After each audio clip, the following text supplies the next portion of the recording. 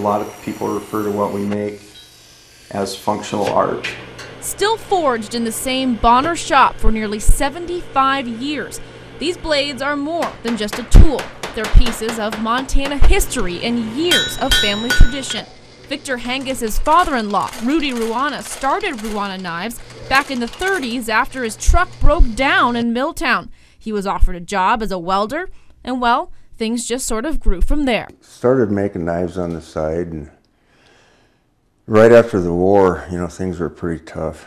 But in about 1952, he started getting to be well known and got so busy he went at it full time. It didn't take long before the quality of his work and strength of his blades helped carve a name for himself as one of the best knife makers in the country. It's amazing how you can just keep passing this on down, generation uses them, and they work just as good today as they did when Rudy built them in the late 30s. Frank TOWSLEY has arguably one of the biggest collections of Ruana knives around, 850 to be exact. Working for Rudy as a kid, his love for the knives runs deep. You know, and you got to know the man that made them and loved the knives and stuff, and it just kept growing to what it is today. It takes 9 8-foot tables to set my collection up.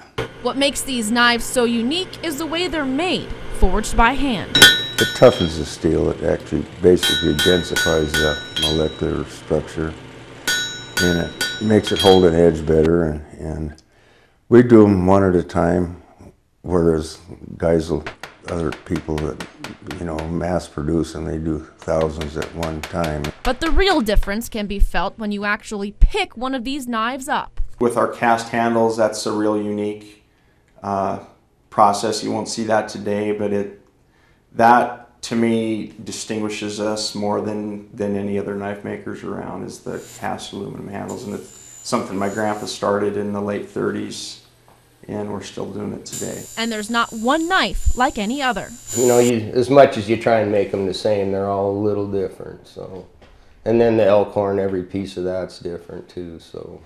And while the knives are designed to be used, their reputation has made them a high-dollar item for collectors. Some of the original Rudy-made knives go for as high as 12 grand and are being used all over the world.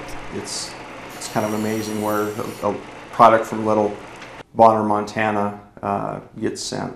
On special assignment, Justine Judge, MTN News.